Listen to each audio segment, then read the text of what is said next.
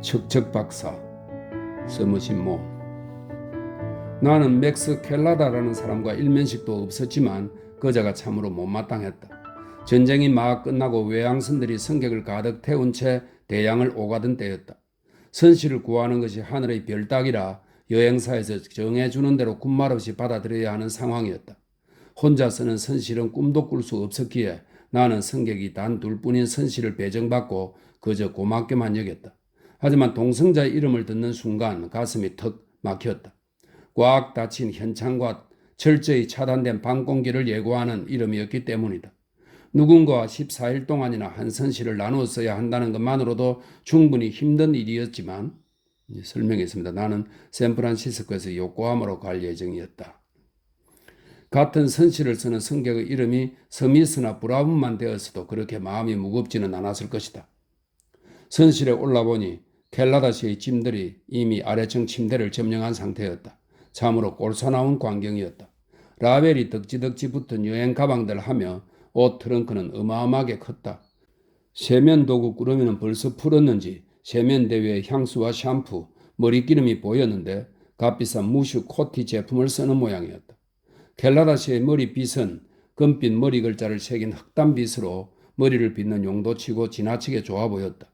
나는 이 켈라다시라는 사람이 영 탐탁지 않았다. 그래서 곧장 흡연실에 가서 트럼프 카드 한 벌을 요청해 솔리테어를 하기 시작했다. 게임을 시작하기 무섭게 어떤 남자가 다가와 내 이름이 아무개인 듯한데 맞느냐고 물었다.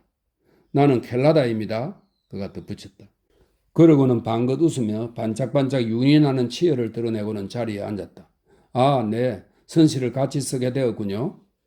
운이 좋았지 뭡니까? 누구랑 한 방을 쓰게 될지 아무도 모르는 건데 댁이 영국인이라는 걸 알고 얼마나 기뻤는지 몰라요.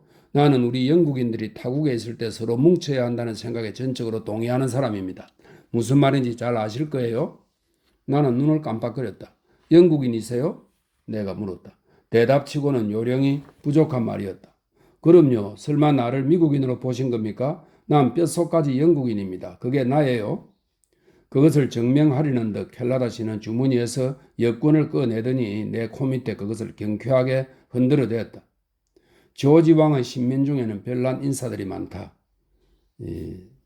조지 왕은 1910년에서 36년까지 재위한 조지 5세를 말하거나 또는 36년에서 52년까지 재위한 조지 6세로 추정된다. 이렇게 해놨나요? 영국 여왕 엘리자베스 2세에게 조지 5세는 조부이고 조지 6세는 부친이다. 이렇게 설명하고 있습니다. 조지 왕의 신민 중에는 별난 인사들이 많다.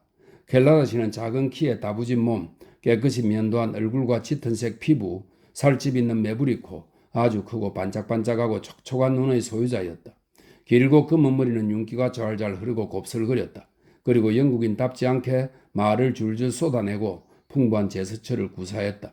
그 영국 여권을 조금만 들여다보면 켈라다시의 출생지가 잉글랜드에서는 좀처럼 볼 수 없는 푸른 하늘 밑이라는 것이 금방 드러날 것 같았다. 뭘로 드실래요? 그가 내게 물었다. 나는 어리둥절해 그를 쳐다보았다. 금주법이 시행되던 시절이라 그 배에 술이 있을 턱이 없었다. 나는 목이 마르지 않는 한 진저 에일이나 진저 에일은 생강맛을 더한 무알콜 음료입니다. 진저 에일이나 레몬 음료수는 질색하는 사람이다. 하지만 켈라다시는 내게 반짝거리는 미소를 지었다. 위스키 소다든 드라이 마티니든 말만 하세요. 그는 양쪽 뒷주머니에서 작은 병을 하나씩 꺼내 탁자 위 내 앞에 놓았다. 나는 마티니를 선택했다.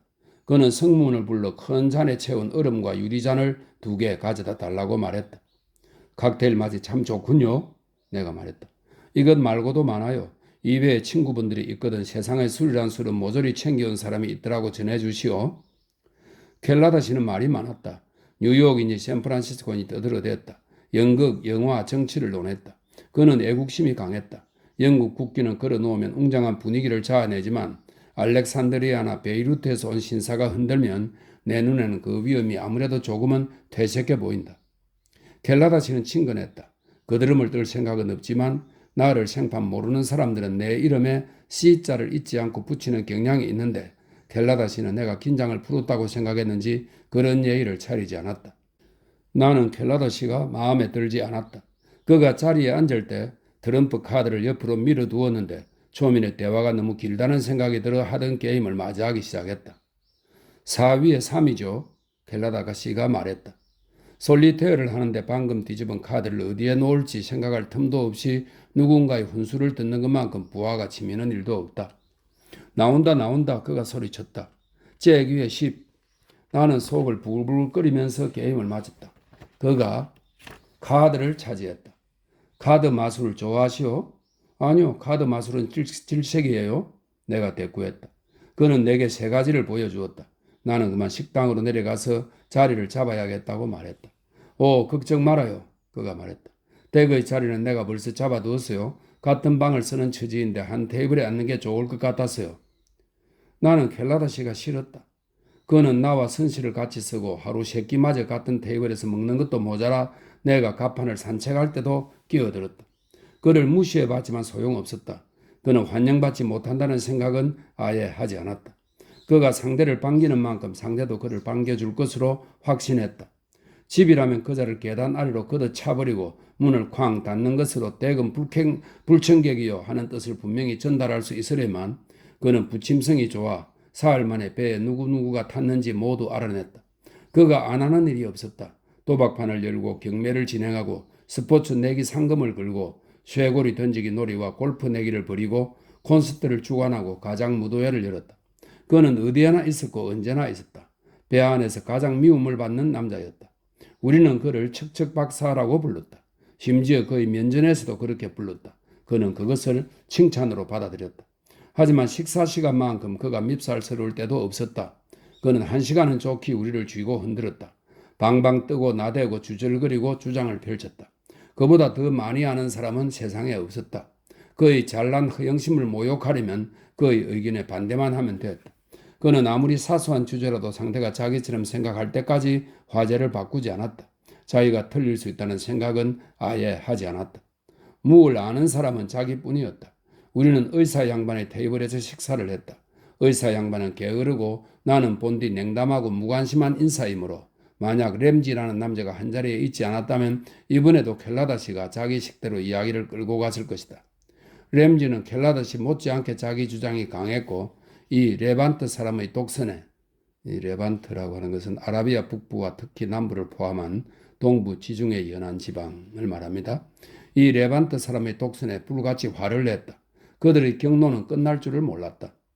램지 씨는 고베 주재 미국 영사관 직원이었는데 미국 중서부 출신으로 몸집이 우람하고 피부가 팽팽하며 살집이 투실투실했고 기승복 밑으로 울룩불룩한 몸이 드러났다. 그는 뉴욕으로 급히 가서 1년간 혼자 집을 지킨 아내를 데리고 직장으로 돌아가는 길이었다. 램지 부인은 온화한 행동거지와 유머 감각을 지닌 아주 어여쁜 여자였다. 영사관 일이 박봉이었기 때문에 항상 옷을 아주 검소하게 입었지만 옷 맵시가 있었다. 얌전하면서 돋보이는 옷차림이었다. 내가 그녀에게 주목한 것은 다름이 아니라 여성들의 흔한 공통점일 수도 있지만 요즘 여성들의 처신에서는 잘 보이지 않는 어떤 특성 때문이었다. 그녀를 본 사람은 누구나 그녀의 겸손함에 놀라지 않을 수 없었다. 마치 외투에 꽂힌 꽃송이처럼 겸손한 빛이 그녀 안에서 반짝거렸다. 어느 날 저녁 식사 자리의 대화가 우연히 진주 이야기로 흘렀다. 기발한 일본인들이 만드는 양식 진주가 신문에 대서특필되었다. 의사 양반은 이제 양식 진주가 진짜 진주의 가치를 떨어뜨릴 거라고 말했다. 이미 품질이 상당히 좋은 데다 곧 완전한 수준에 도달할 거라고. 켈라다 씨는 습관처럼 새로운 화제에 뛰어들었고 우리에게 진주에 관해 알아야 할 것들을 모두 알려주었다. 램지 씨는 진주에 관해 아는 것이 없다는 듯 했지만 레반트인을 공격할 기회를 놓치지 않았다. 5분 뒤 우리는 열띤 논쟁의 한가운데 있었다. 이것의 정체를 알아봐야겠어요. 바로 이 일본의 진주 산업을 조사하러 일본에 가는 길이에요. 나는 무역업에 종사하고 이 바닥에 있는 사람이라면 진주에 관해 나와 의견을 달리하는 사람은 없을 겁니다. 나는 세상의 최상급 진주들을 흔히 꿰고 있어요. 진주에 관해 내가 모르는 건 알 가치가 없는 거예요. 이것은 우리에게 뉴스가 아닐 수 없었다. 켈라다 씨가 그간 온갖 수다를 떨면서도 자기 직업이 무엇인지 누구에게도 말한 적이 없었기 때문이다. 우리는 그가 무역일로 일본에 간다는 것만 어렴풋이 추측하던 차였다. 그는 의기양양하게 좌중을 둘러보았다. 양식 진주를 아무리 잘 만들어도 나 같은 전문가는 한쪽 눈을 감고도 딱 알아봅니다. 그는 램지 부인이 걸고 있는 목걸이를 가리켰다. 제 말 믿으셔야 합니다, 램지 부인. 부인이 걸고 있는 그 목걸이는 앞으로 가치가 동전 한 푼 떨어지지 않을 겁니다. 램지 부인은 겸손하게 얼굴을 살짝 붉히며 목걸이를 옷 안쪽으로 밀어 넣었다. 램지는 몸을 앞으로 내밀었다. 그가 우리를 한번 쓱 둘러보았다. 그의 눈에 웃음기가 반짝였다. 우리 램지 부인의 목걸이가 참 예쁘긴 하죠? 난 한눈에 알아보았어요. 켈라더 씨가 대꾸했다. 속으로 생각했죠. 와, 저런 것이 진짜 진주지 하고요. 내가 직접 산 건 아닙니다. 대기 이것의 가격을 얼마쯤으로 보는지 궁금한데요. 이 바닥에선 1만 5천 달러쯤 갈걸요. 하지만 5번가에서 구입하셨다면 3만 달러를 호가했다고 해도 놀라지 않을 겁니다. 램지는 의문스러운 미소를 지었다. 우리 램지 부인이 뉴욕을 떠나기 전날 어느 백화점에서 단돈 18달러에 이 목걸이를 샀다고 하면 놀라시려나? 켈라더 씨의 얼굴이 벌개졌다. 헛소리. 그건 진품인 뿐만 아니라 크기로 봐도 고급 목걸이에요. 내기하실래요? 이것이 모조품이라는데 100달러 걸죠. 좋소. 오, 엘머. 확실한 걸 가지고 내기를 하면 어떻게 해요? 램지 부인이 말했다. 그녀는 입가에 희미한 미소를 띠고 있었고 살짝 비난하는 말투였다. 왜 안 돼요? 공돈이 생길 기회인데 바보가 아닌 다음에야 놓치면 안 되지. 하지만 어떻게 증명을 하죠? 그녀가 말했다. 켈라더 씨의 말을 반박할 것은 내 말뿐이잖아요. 내게 그 목걸이를 보여주세요. 만약 모조품이면 내가 곧 바로 말씀드리리다. 까지 100달러쯤이 아무것도 아니요. 풀어봐요, 여보. 신사분이 원하는 만큼 살펴보라고 합시다. 램지 부인은 잠시 망설이다가 두 손을 잠금셔야 됐다. 풀 수가 없네요. 그녀가 말했다. 켈라더 씨는 그냥 제 말을 믿어주셔야겠어요. 나는 돌연 불행한 사고가 일어날 것을 예감했지만 뭐라 할 말이 없었다. 램지가 벌떡 일어섰다. 내가 풀어주지. 그는 목걸이를 켈라더 씨에게 건넸다. 레반테는 주머니에서 돋보기를 꺼내 목걸이를 면밀히 살펴보았다. 승리의 미소가 그의 매끄럽고 가무잡잡한 얼굴 위로 번져나갔다. 그는 목걸이를 다시 건네고 나서 무슨 말을 하려고 했다. 벼랑간 램지 부인의 얼굴이 그의 눈에 들어왔다. 그녀의 얼굴은 금방이라도 실신할 것처럼 창백했다. 그녀는 두려움에 사로잡혀 부럽던 눈으로 그를 쳐다보고 있었다. 간청하는 눈이었다. 그것이 너무나 명백해서 나는 그녀의 남편이 그것을 알아차리지 못하는 것이 이상할 정도였다. 켈라더 씨는 입을 딱 벌린 채 말을 멈추었다. 그의 얼굴이 벌겋게 달아올랐다. 그가 용을 쓰고 있는 것이 눈에 보일 정도였다. 내가 잘못 알았나 봅니다. 그가 말했다. 아주 훌륭한 모조품이긴 한데 돋보기를 대자마자 진짜가 아닌 거 딱 알겠네요. 그 빌어먹을 건 18달러도 과분한 것 같군요. 그는 지갑을 꺼내 안에서 100달러짜리 지폐를 꺼냈다. 그리고 아무 말 없이 램지에게 그것을 전했다. 이 일을 계기로 다음부터는 너무 자신하지 마시오, 젊은 양반. 램지가 지폐를 받으며 말했다. 나는 켈라더 씨의 두 손이 떨리는 것을 보았다.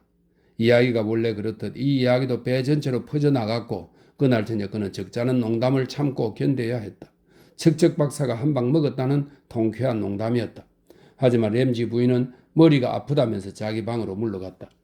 이튿날 나는 일어나 면도를 하기 시작했다. 켈라더 씨는 자기 침대에 누워 담배를 피웠다. 갑자기 부스럭거리는 소리가 나더니 편지 한 통이 문 밑으로 썩 미끄러져 들어오는 것이 보였다. 나는 문을 열고 밖을 내다보았다. 아무도 없었다. 나는 편지를 집어들었다. 맥스 켈라더 앞으로 온 편지였다. 수신인 이름이 대문자로 쓰여 있었다. 나는 그것을 그에게 건넸다.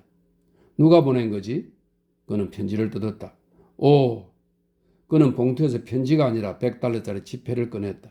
그는 나를 쳐다보고는 다시 얼굴을 붉혔다. 그는 봉투를 박박 찢어서 그것을 내게 주었다. 그것 좀 현장 밖으로 버려주겠소? 나는 시키는 대로 하고서 미소 띤 얼굴로 그를 쳐다보았다. 톡톡히 망신당하는 걸 좋아할 사람이 누가 있겠습니까? 그가 말했다. 그 진주 진짜였소? 만약 내게 어여쁜 아내가 있다면 말이요. 나라면 아내를 뉴욕에 혼자 두고 고베에 가 있지는 않을 겁니다. 그가 말했다. 그 순간 나는 켈라더 씨가 그리 싫지만은 않았다. 그는 지갑을 집어서 100달러짜리 지폐를 지갑 안에 조심스럽게 넣었다.